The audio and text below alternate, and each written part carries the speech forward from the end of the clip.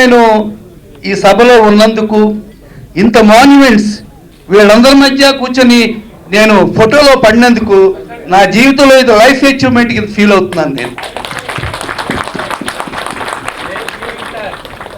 ఈ సభకి నాకు సంబంధం కూడా ఉంది.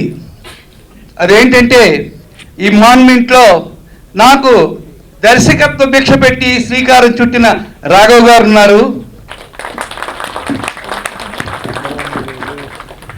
అలాగే మనం మద్రాసు వచ్చినప్పుడు అసిస్టెంట్గా ఉన్నప్పటి నుంచి డైరెక్టర్ అయ్యేదాకా కూడా మాకు ఒక మాట ఎప్పుడు వినపడుతుండే. రోజు షూటింగ్ వెళ్ళేటప్పుడు ఆవిడ హీరోయిన్, నిర్మాత, ఆవిడికి ఒక హౌస్ కూడా ఉంది, అదే స్టూడియో. కృష్ణవేణి హౌస్లో షూటింగ్ లేకుండా ఏ రోజు కూడా మేము ఎక్కడా సినిమా తీయలేదు. రోజు ఆవిడ గురించి, ఆవిడ ఇంటి గురించి, ఇంట్లో ఉన్న చరిత్ర గురించి చూస్తూనే ఉండేవాళ్ళం. మా జమున గారు పాలకొల్లో నేను అప్పుడు ఫస్ట్ ఫామ్ జరిగినప్పుడు మూగమహల్ షూటింగ్ చేశారు. దాన్ని చూడటం కోసం నడిచి వెళ్ళేవాళ్ళం పాలకొల్లు నుంచి. రైలుకి టికెట్ ఎక్కువని. అక్కడ గోదావరి గట్టు పాట షూటింగ్ చేసేటప్పుడు ఫస్ట్ టైం నేను షూటింగ్ చూశాను.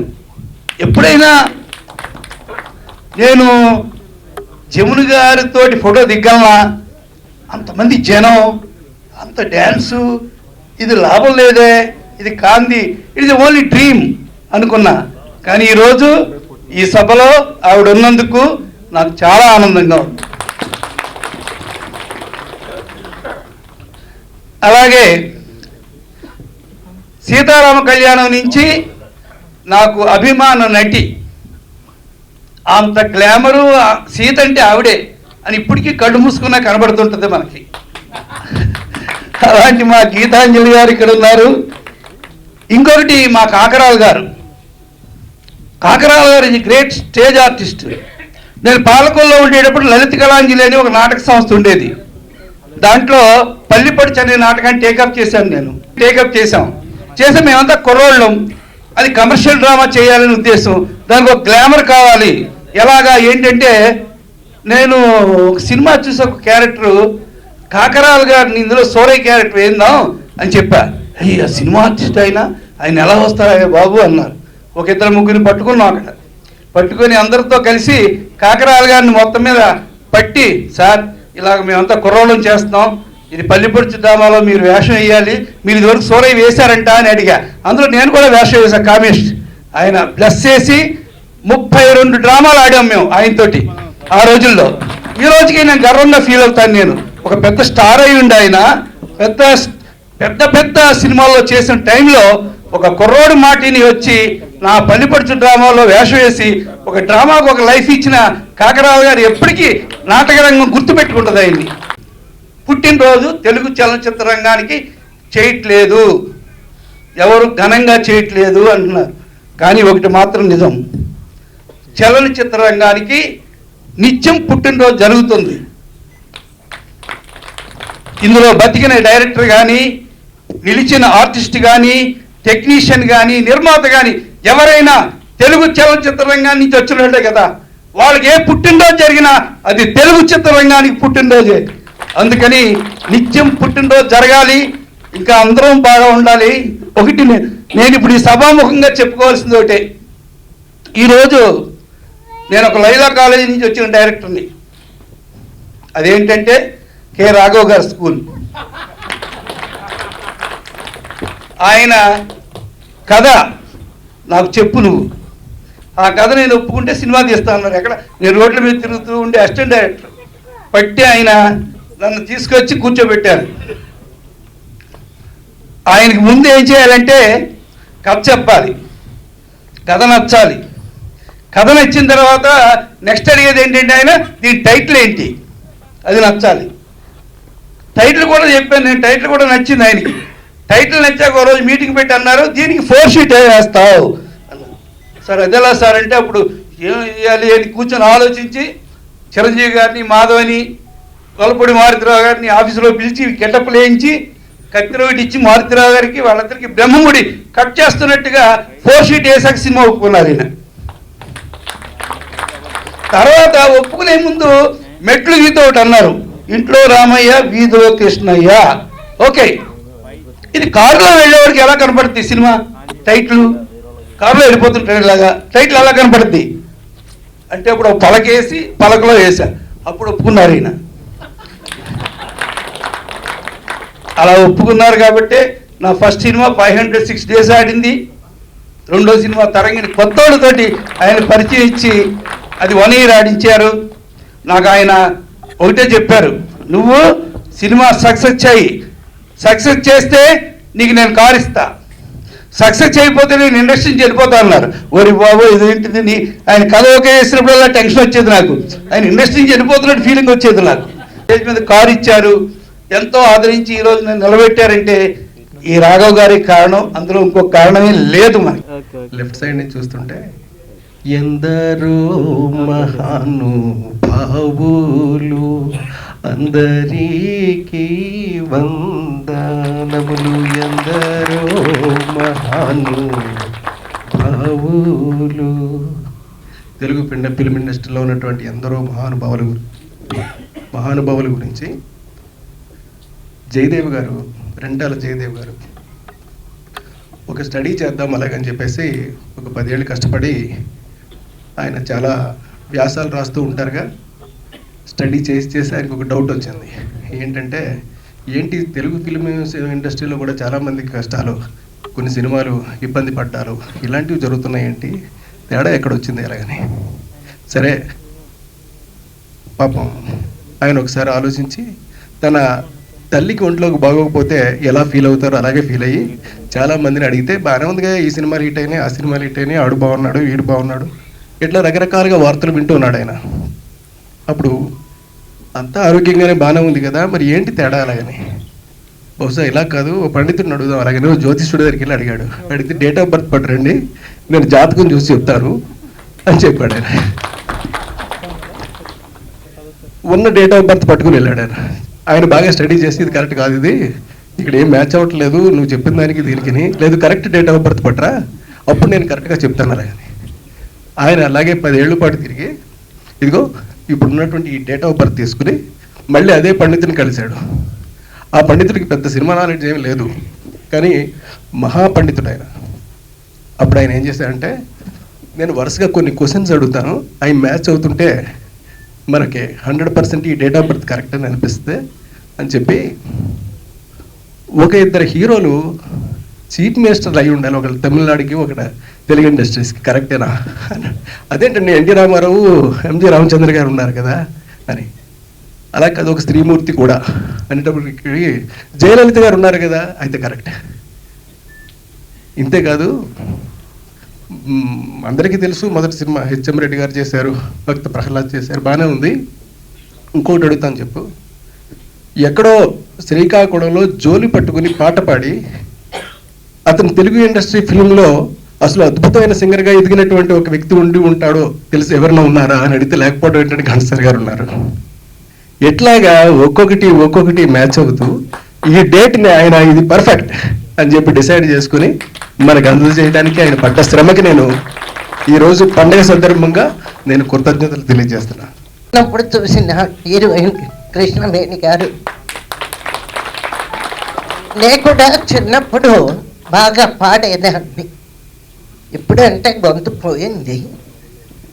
మా రావు బాల సరస్వతి గారు తుమ్మెదా ఒక్కసారి అని ఘంటసాల గారితో అనేక పాటలు చిన్నప్పుడు విన్నాను.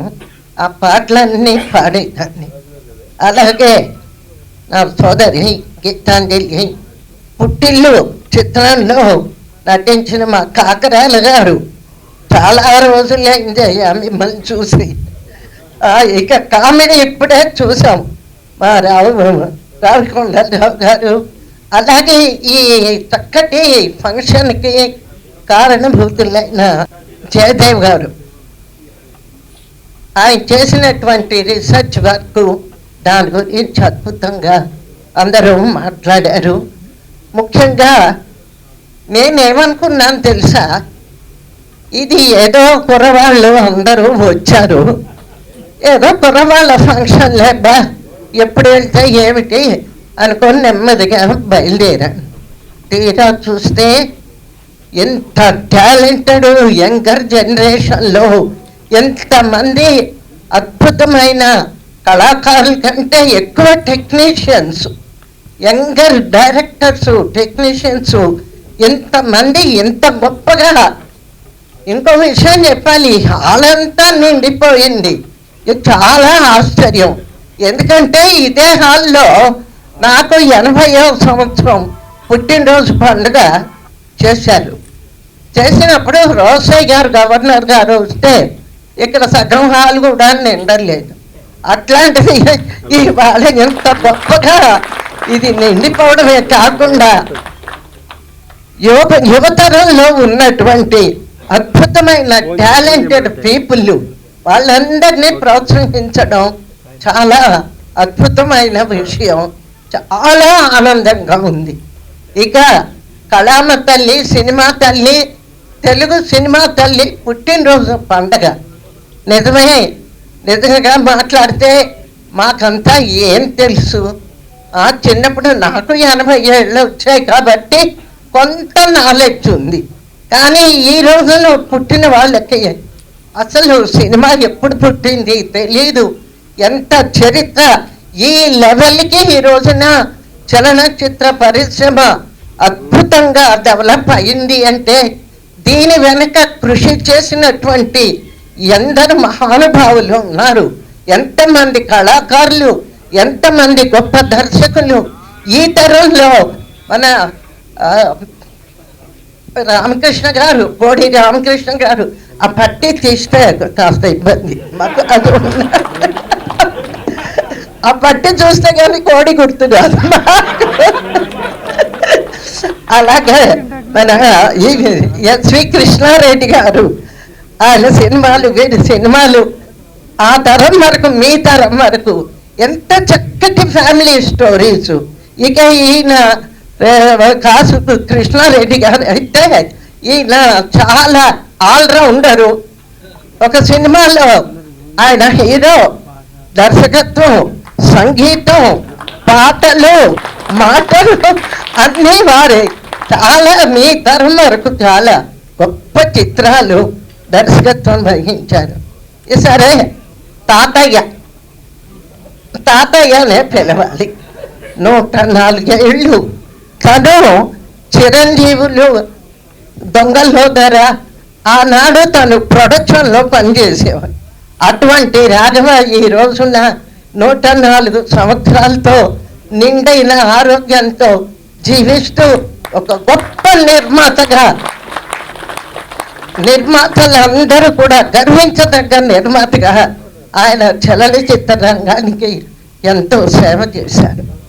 అన్నిటికంటే ముఖ్యంగా మా కృష్ణవేణమ్మ, నాకు బహుశా 8-9 సంవత్సరాలు ఉంటాయి.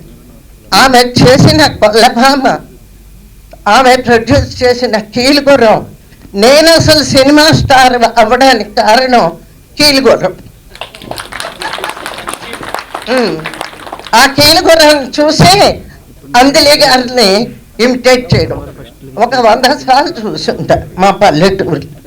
అలాగే శ్రీలక్ష్మమ్మ, అలాగే మన దేశంలో చూడాలి అమ్మ అందం. అదిగో ఆ ఫోటో, అదే ఆ ఫోటోలో ఆ రోజునే కృష్ణవేణమ్మ పైన ఒక కోట్ గిట్టు వేసుకొని ఎంత మోడ్రన్గా ఉన్నారు, ఎంత గ్లామరస్గా ఉన్నారు. అలాగే స్వాతంత్రోద్యమంలో ఈ ఉద్యమకారులందరూ మారువేషాలు అవి ఏం లేవు. తప్పకున పోలీసులు వస్తుంటే ఒక అత్తలేని కోడ ఉత్తమూరాలు ఓయమ్మ అంటూ రోకలి పెట్టుకుని దొరుకుతుంటారు. అటువంటి అద్భుతమైన మహానటి, నిర్మాత శోభనాచల స్టూడియోస్ ఎన్ని సినిమాలు మేము షూటింగ్ చేసాము. ఇటువంటి వాళ్ళందరినీ ఒక వేదిక మీదకి తీసుకొచ్చి ఇంత చక్కటి కార్యక్రమం. నిజంగా ఈ 4 మూల స్తంభాలు మా రావు సత్యనారాయణ గారు, బాబ్జీ, రాము, సాయి ఉదయ్ కిరణ్ గారు ఒక 4 స్తంభాల్లాగా నిల్చొని ఇంత గొప్ప కార్యక్రమాన్ని ఈ మధ్యనే రామ్ సత్యనారాయణ గారితో పరిచయం అయింది. ఆయన భీమవరం తీసుకుని వెళ్ళి అద్భుతంగా నాకు సన్మానం చేశారు. ఆయన జానపద హీరో. అటువంటి ఆయన పేరు రావాలి. అట్లాగే మనం అందరం కలిసి కాంతారావు గారి విగ్రహం కూడా ఫిలిం నగర్లో పెట్టుకోవాల్సిన అవసరం, ఆయన కంట్రిబ్యూషన్ మర్చిపోకూడదు మన ఫిలిం ఇండస్ట్రీ. సతీ అనసూయ చిల్డ్రన్ మూవీ మా గురువు గారు సి పుల్లయ్య గారు, వారికి నా నమస్కారం. ధ్రువ విజయం పెద్దవారితో తీశారు. చిల్డ్రన్ మూవీ ఆడపిల్లలంతా 10 సంవత్సరాలు, మగపిల్లకాయలంతానేమో 14-15 సంవత్సరాలు. సతీ అనసూయ ప్రారంభించే ముందు రేలంగి వెంకటరమయ్య గారు, అప్పుడు వారి దగ్గర ఆయనేమో ప్రొడక్షన్ డిపార్ట్మెంట్లో ఉన్నారు. ఎవరు? రేలంగి వెంకటరమయ్య గారు. కలకటా ఈస్ట్ ఇండియా కంపెనీలో అన్నమాట. సరే, వారు ఆర్టిస్ట్ సెలక్షన్స్ అంతా కూడా మా స్కూల్స్ అంతా కూడా రాజమండ్రి వచ్చి మా అక్కడ స్కూల్స్ అంతా చూస్తూ మా స్కూల్కి కూడా రావడం. ఆ స్కూల్లో అంతకుముందే నేను పిల్లల రామదాసులు కమల వేషం వేశాను నేను. ఇంకా ఇది ప్రహ్లాదుడు ఇట్లా కూడా స్కూల్ డ్రామాల్లో వేయడం వల్ల నా విషయము వారికి తెలిసి మా నాన్నగారినేమో కాంటాక్ట్ చేసి ఈ విధంగా అమ్మాయినేమో మేము ఈ విధంగా కలకటా తీసుకెళ్తాం, పంపిస్తారా అని చెప్పి ఆలోచిస్తాను. ఎవరు ఏంటంటే ఇట్లా పుల్లయ్య గారు, ఆయన వారికి ఫోన్ చేయడం, పుల్లయ్య గారు నాన్నగారు రావడం, వారేమో నన్ను చూసి వెంటనే సతీ అనసూయ చిల్డ్రన్ మూవీలో నాకు సతీ అనసూయ వేషం ఇవ్వడం జరిగింది. అప్పుడు నాకు రిమండరేషన్ 600 రూపాయలు, నెలకు 100 రూపాయలు ఇవ్వడం జరిగింది. పిక్చర్ ఫినిష్ అయిపోయింది. అది చాలా హ్యాపీగా మా పిల్లలందరినీ కూడా ముఖ్యంగా ఇప్పుడు ఉన్న మా ఇద్దరిలో నేను, మా బాల సరస్వతి గంగ వేషం వేసింది. తను 6-7 సంవత్సరాలు, దానికి చాలా చిన్నది. తనకి నాకు 3-4 ఇయర్స్ డిఫరెన్స్. అట్లాగూ ఎవ్రీ వీక్ జూ లేకపోతే పిక్చర్స్ ఇట్లాగా మా పిల్లలకి అందరికీ కూడా చూపించేదానికి రేలంగి వెంకటరమయ్య గారు మమ్మల్ని అందరినీ కూడా మేము ఆ ట్రామ్స్ అంతా ఉండేది అక్కడ అదే కలకటాలో. మమ్మల్ని ఇది జాగ్రత్తగా నడిపించుకుంటూ తీసుకెళ్ళి అంతా కూడా జ్యూసు అది ఇది అంతా చూపించేవారు. వీలైతే ఏదన్నా అటు ఇటు కదలంటే పిల్లకాయలేమో బెత్తంతో కొట్టేవాడు ఆయన. అట్లాగా చాలా హ్యాపీగా మా బాల్యం అంతా అట్లాగే గడిచిపోయింది. ఆమె నేను మా భర్త తీసిన పిక్చర్లన్నీ కూడా అయిపోయింది. తర్వాత అది అయిపోయిన తర్వాత చాలా పిక్చర్లు, ఇది ముఖ్యంగా నేను చెప్పదలుచుకున్నది కీలుగురం ఇది దాంట్లోనేమో మన అంజలీదేవి అది అలా ఉండవండి. ఇది గొల్లభామ పిక్చర్ అన్నమాట. గొల్లభామ పిక్చర్కి సి పుల్లయ్య గారు మా వారినే పిలిపించి ఫస్ట్లోనేమో ఇది మన రఘుపతి వెంకయ్య నాయుడు గారు కుమారుడు ఆర్ ప్రకాష్ రావు గారిని ముందు మేము సెలెక్ట్ చేసింది, వారిని డైరెక్షన్కి బుక్ చేసేమో అయిపోయింది. సగం పిక్చర్ అయిన తర్వాత వారి యొక్క ఆరోగ్యం బాగున్నందువల్ల నేను చేయలేను అమ్మా, ఇంకెవరన్నా డైరెక్టర్ని పెట్టి మీరు చేయించండి, నేను దయచేసి ఏమీ అనుకోవద్దని చెప్తే అప్పుడు మా గురువుగారు సి పుల్లయ్య గారిని పిలిపించి ఆ యొక్క గొల్లభామ పిక్చరు ప్రొడ్యూస్ చేసిన తర్వాత దాంట్లో నీకేమో ఇది అంజలీదేవి గారు, అప్పుడు వారేమో అది ఏమిటది దేవకన్యక వేషం కావాల్సి వచ్చి ఆమెనేమో అది కాకినాడ నుంచి పిలిపించడం జరిగింది.